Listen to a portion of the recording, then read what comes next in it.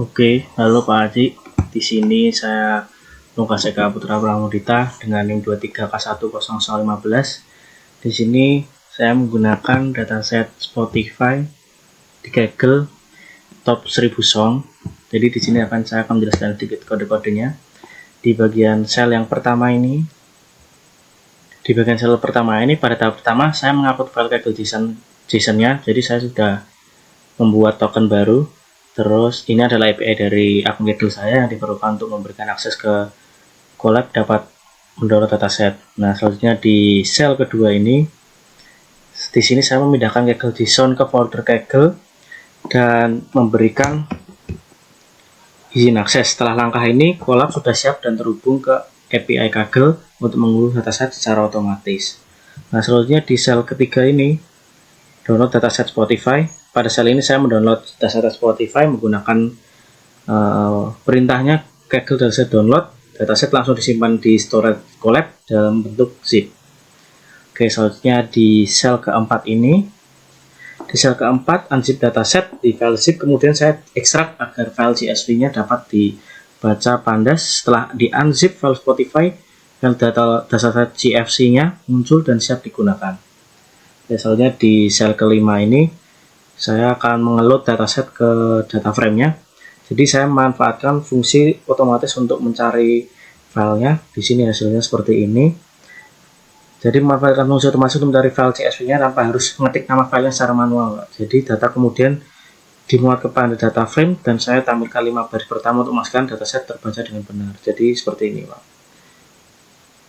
Oke, selanjutnya kita akan berada di sel ke-6. Di sel ke-6 ini kita data cleaning. Jadi sebelum dianalisis data saya bersihkan dulu, menghapus baris duplikatnya, mengisi missing value, sama menambahkan info tipe datanya. Oke, selanjutnya di sel ke-7.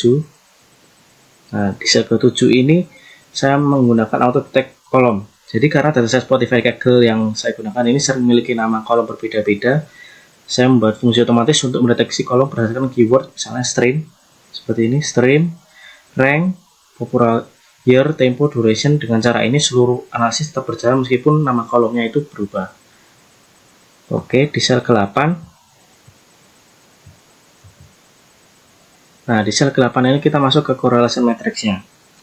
Di sel ini saya membuat heat map korelasi untuk memvisualisasikan hubungan antara fitur numerik. Ini membantu melihat pola seperti apakah stream berkorelasi dengan ranking, apakah tahun rilis berpengaruh, fitur mana yang paling mendominasi data. Ini merupakan bagian dari exploratory data analysis dan ini hasilnya.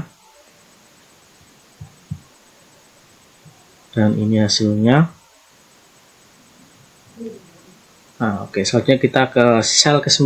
Di sel ke-9 ini saya menggunakan scatter plot.